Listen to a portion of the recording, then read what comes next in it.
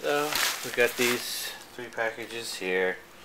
One other thing, which isn't anime, of course, but I bought it and I'm consistent about showing everything I get.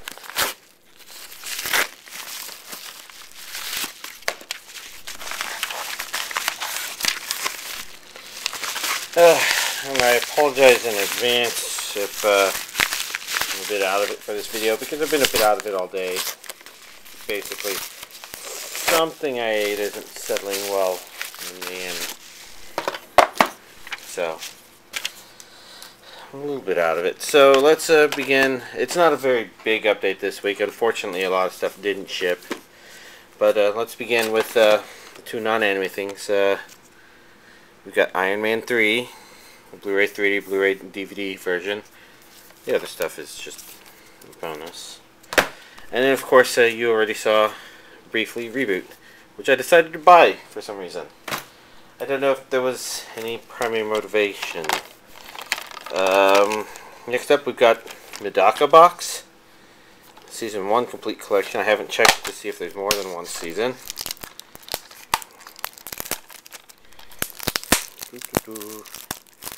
And I can't help but think that I might have ordered this a longer time ago and this was a delayed release. Because it was a very crazy... It wasn't in my pile of orders for stuff for this week anyways. Now obviously as a Sentai title, since there's a Blu-ray, there's an English dub. And it's Region A only. It's pretty par for the course for their releases. And it looks like this goes up to 12 episodes.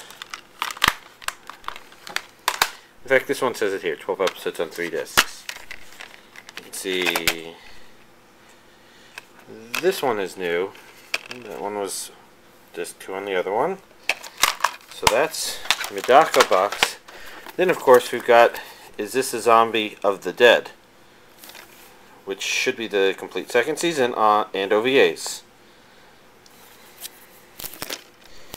And sort of like the first season of Is This a Zombie, this one is same thing that Future Diary and Sentient Doctor's Garter Belt and a certain scientific index and a certain magical index. Basically, it's a DVD only release in the DVD sized thing, and it's very spaced. Which, you know, I've always kind of thought might suggest that Funimation was perhaps considering a Blu-ray release for some of these. And they're pretty much just... And this is disc 1. This is 0. And disc 2, and there's an 11. Basically, I can't help but wonder if they got these titles from Genion or something like that, and haven't published them because they haven't been able to get the Blu-rays or something. I don't know. It seems strange. It's rather quite unfortunate that that's all of this week's update. We're only 3.5 minutes into the video. So,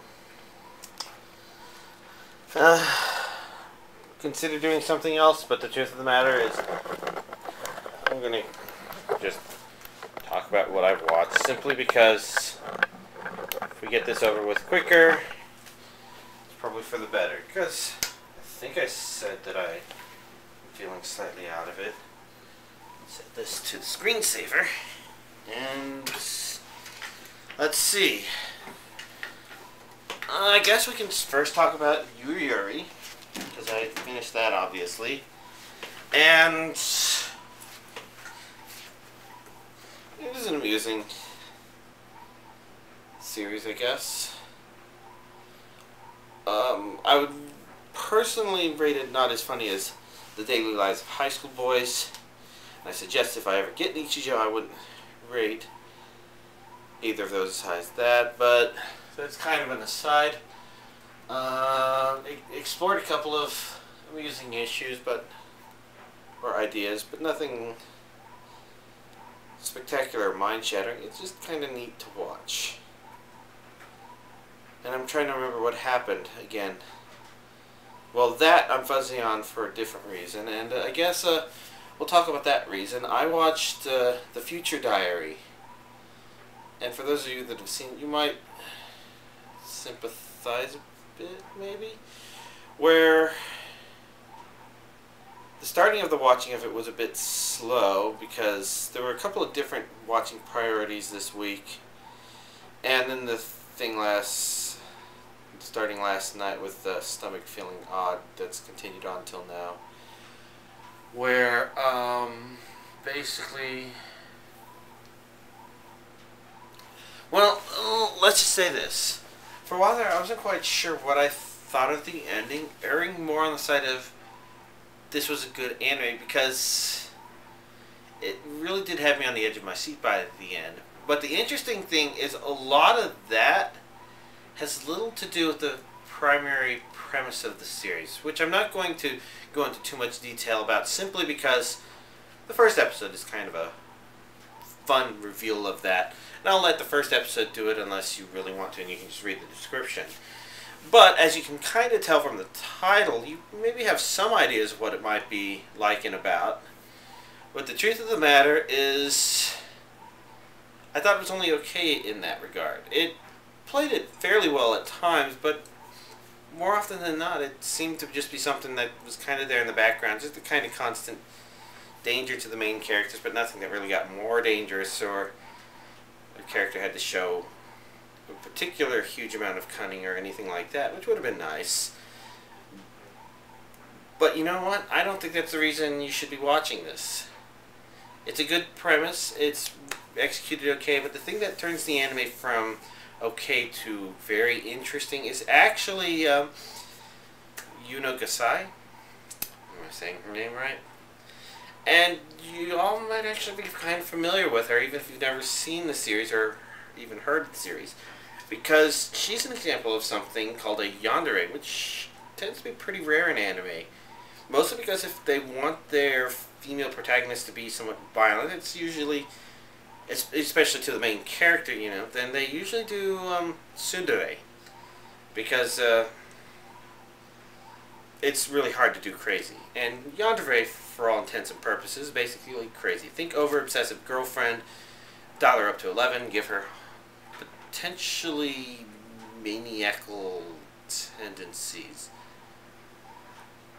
Basically, a girl that doesn't get mad or jealous, she gets stabby, kind of. That's the concept to keep in mind. And they're not that common in anime because it's hard to do crazy right, in my opinion. I mean, that's my opinion on why I think you don't see it in a whole lot of anime. You see some that kind of explore it briefly. And what this anime does that's pretty different is they make this a main character throughout the entire series, and they establish early on that she's kind of off her rocker. And that's entertaining. And that's not the story that the anime is about. That's the really good reveal. I mean, that's really good, but, you know, it's just fun to watch. And I don't say this from the point of view of thinking, oh, it'd be nice to have, you know, Gasai as a girlfriend, because, to be honest, if she existed outside of the realm of anime, I would want to hit her with a 2x4. But there's a lot of anime characters like that. I mean, I wouldn't want to make friends with Alucard from Hellsing, but he's still a really fun character to watch. And part of that is because, you know, he's all about what it really means to be a monster. And I mean, even something that seems not so outright dangerous, like the melancholy of Haruhi Suzumiya. Haruhi Suzumiya would be a really bad person to know in real life. So it's kind of fun, from the same point of view that it's kind of fun to go to a zoo and see lions and tigers. Or maybe hippos would be a better example. Because if you go in the wild and you see hippos, then hippos are probably pretty aggressive, and that's probably outright dangerous. Just a guess. Based on knowing how aggressive and dangerous hippos are. But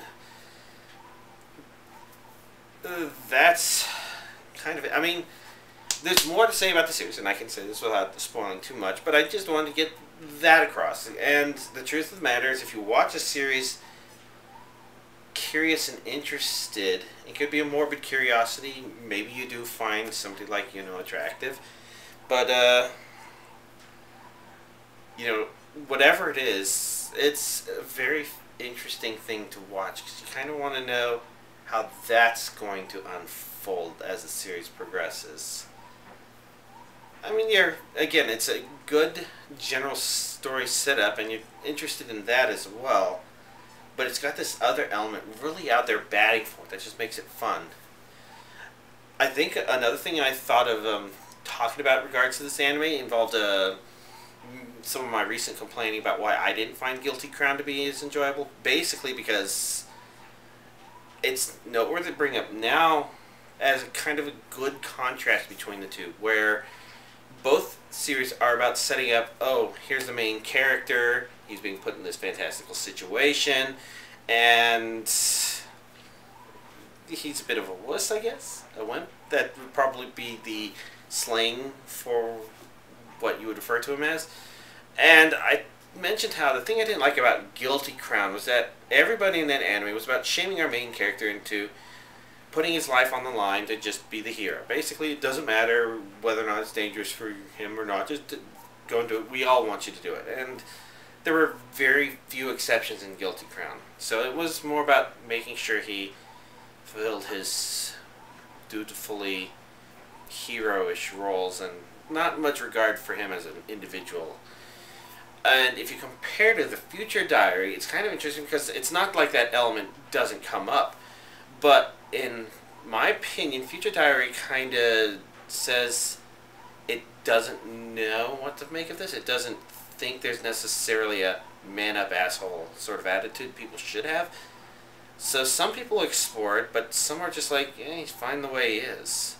And so I think this is a really good example where he kind of, on his own, has to come to the realization and experience what's wrong and not have a bunch of people treating him like a baby per se, even though there's some times in that anime where I'm pretty sure he might have said somebody's treating him like a baby. Probably that. But all that aside, it kind of led to the ending. And my evaluation on whether or not the ending was good, again, is a bit murky. I think I walked away from the anime satisfied. The biggest issue is that the twist that they saved for the end of the series that you kind of knew had to be coming and had to be saved for the very end was a twist I kind of guessed at the very beginning. And I can't go into too much more detail than that in the off chance that y'all make the same guess or maybe even make a different guess and don't know if it's the same guess I made. It's kind of fair to leave you questioning whether or not you're guessing the same thing I guessed. But I can say this, that didn't actually hinder it too much because it was kind of an interesting build-up to when they would directly deal with this and prove whether or not what I thought would happen would actually happen. There is an anime that I watched that kind of reminds me of that, whose name I can't remember. And I guess I'm not going to bring that up and talk about it. But it's kind of interesting because after having watched this, and despite whether or not I thought it was a good ending, just being satisfied with the series, especially with where it decided to start going with the ending and started doing, like, all of a sudden my expectations were just completely blown out of the water because I wasn't quite sure what I would want to happen. And wondering if it would come to a resolution that would leave me satisfied. And that's the thing about the ending that's really confusing, is I don't know how satisfied I was. I think to a certain degree it left me kind of numb. And that kind of led me into a couple things. First of all, noticing the cheese factor a bit more in other things I watched. In particular, for the movie party we watched Battle Royale, a pretty well-known Japanese movie. I think it's well-known. And I noticed it was a bit harder to ignore the fact that some of the acting in that was a bit cheesy, I guess.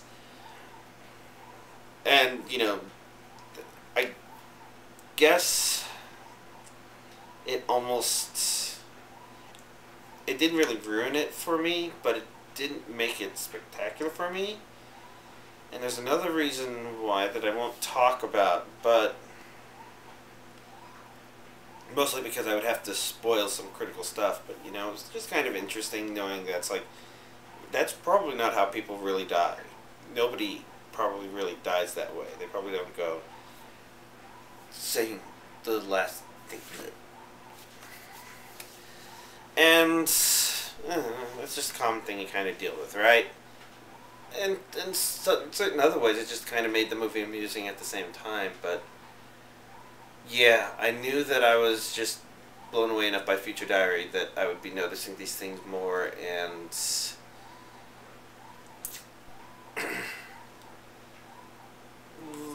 needing to make sure I didn't rewatch anything old, because some part of me knew that I wouldn't find any satisfaction there, so I needed to watch something new.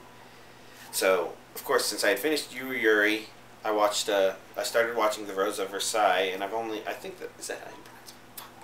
And, I'm only 3 episodes into that right now, and it's definitely showing a bit of its age. In the cheese factor, there is something that I've noticed, but I've been able to sit back and say, well, I'm curious what happens. I do want to see what Oscar does, and how it becomes relevant, because a lot of people talk pretty highly about it. And 3 episodes in, I'm not quite sure if there's anything about it I would call impressive thus far. But I'm definitely not stopping anytime soon. I mean, I've got 40 episodes to go through, and I'll probably be watching it for the next month and a half at least, if not longer. And unless it does something to really piss me off, I'll probably be able to just watch an episode every night. So I'll probably have a bit more of an opinion when I kind of have an understanding of what the series kind of does in its long run. It's kind of setting itself up such that things could go really interesting if the French Revolution happens in the middle of this story, because it's talking about how it's on the verge of happening. And I'm waiting to see what happens. So for now, there's no real comment, just kind of noticing that the anime feels stage. I was wondering if it was 70s or 80s, and it's kind of right on the border, 79 to 80, so kind of amusing. But I think I had already said that that was what I was going to watch in there, so after Yuri, so that's probably not a surprise there. Instead, the thing that may be surprising is I decided to watch Michiko and Hatchin, which basically I saw the advertisement for on the beginning of one of the Future Diary DVDs, and I decided, I'm kind of expecting this one to not pan out, which is why I can watch it and kind of satisfy that lull I have after Future Diary without kind of making my expectations go out of whack or something like that. Because for the most part, the reason I say that is because Michiko and Hatchin I decided to watch because it was advertised as being worked on by some of the same people who did Cowboy Bebop and Samurai Champloo, and I think it kind of shows in that just kind of the style, character designs and style, kind of reminiscent of the same sort of stuff. And the reason I don't expect this to pan out is because while I found both Cowboy Bebop and Samurai Champloo enjoyable, I never really found them satisfying. I can watch individual episodes and really enjoy individual episodes, but I kind of felt like the story was kind of unimportant in terms of the series as a whole, just kind of thrown in there at times and maybe not even quite answering and fulfilling everything you might have wanted from everything, I guess. Cowboy Bebop maybe less so than Samurai Champloo, I think, but I've only seen Champloo once, so I should rewatch that one. I've been intending to. But basically that means that I go into Michiko and Hatchin kind of not expecting to get an overall story fulfillment, and if I do, that'll be a nice surprise. Maybe hoping to see what it goes episode to episode, because you know the individual episodes are what really stand out in terms of Cowboy Bebop and Samurai Champloo. And what can I say about Michiko and Hatchin? Yeah, it's not It's not a Cowboy Bebop or Samurai Champloo. It's not bad. It's just there's nothing that's really enthralled me about any individual episode. Just kind of interesting to watch. Kind of curious where the characters are going to go. They yell at each other a lot. But unfortunately, my plan was to finish watching it last night, but then I kind of zombied out after the stomach thing, so yeah, that didn't happen. But on the bright side, I did set myself up so that I am more likely to resume watching Bleach and Fairy Tail, or rather catch up on them, because I haven't been watching and catching up on those. Oh well.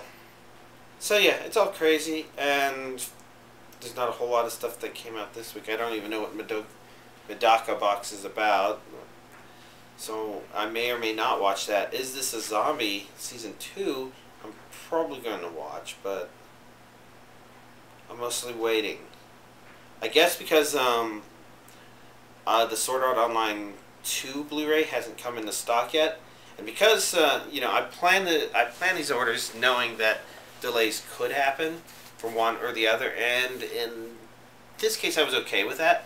But basically, one of the reasons I don't order most of my anime from Right Stuff is because in order to make my orders flexible, I'd have to naturally split up the orders. Otherwise, I'm not guaranteed Right Stuff will ship stuff as soon as it comes in, which is kind of what I would prefer from Right Stuff. And it basically means I can't really take advantage of any of their cheaper shipping options or anything like that. Whereas with Amazon Prime basically making 2-day shipping, I pre-ordered stuff completely free, I only have to worry about just making the orders. And I still divide the orders up because I like my orders to disappear off of my opened orders. So I order each week's anime in its own little chunk. But with Amazon, I would feel completely comfortable taking an entire month's anime and ordering it in one big, super huge order. Another reason to do the week one is I kind of have a vague idea of how much money I'm spending per week on anime, which is good to know in case my bank account gets low. It's getting too bad. So, that's all a bit of a roundabout way of saying that even though the Sword Art Online DVD 2 is out, mine won't ship and arrive until the Blu-ray 2 comes, because I knew in advance that I would be okay if one got delayed if I was waiting for the other. And since I pretty much have to order them through Right Stuff, you know, I decided to group them together instead of doubling the number of purchases I made that day. Because I pre-ordered all 4 volumes of Sword Art Online in one day, both of the Fate Zero Blu-ray DVD releases coming up, and a ton of other things. I think every single NIS release that was going to come out. And I separated a lot of those in separate orders just to deal with whatever I was going to deal with. And so basically it means that we're a week later. There's been no sign from the Right Stuff yet on the shipping of the Blu-ray. I checked earlier today and it was just not in stock, which I assume means that Aniplex is still doing whatever they're due to make sure Sword Art Online Volume 2 Blu-ray is good. It sounded like there was maybe some issues with the Blu-ray, and those people who said that kind of didn't seem to know there was disc replacement for the first DVD. But as long as it eventually arrives, that's good. We're still waiting on those. The other thing worth mentioning is I did notice in my bank account an $80 charge, 80-ish dollars, somewhere in the 80s dollar charge. I didn't pay too close attention, from a Good Smile company, which I think means that Trigger is charging to ship out the Little Witch Academia stuff. They didn't send any emails saying anything was shipped, but they're kind of, it's a new setup, so it could be possible they've either charged a little bit in advance before shipping, or it's already shipped and they could be here any time now. But it does mean Little Witch Academia could be arriving any time now, maybe. I mean, the estimated date was September, and we're on the last week of September here, so not much September left, right? Other than that, I'm not quite sure what other anime-related purchases to mention, because I guess the only other thing that was scheduled to come out this week was the next Queen's Blade season series thing. And that one, of course, wouldn't ship until today because it wouldn't be in stock until... And that one might have been delayed. I don't know.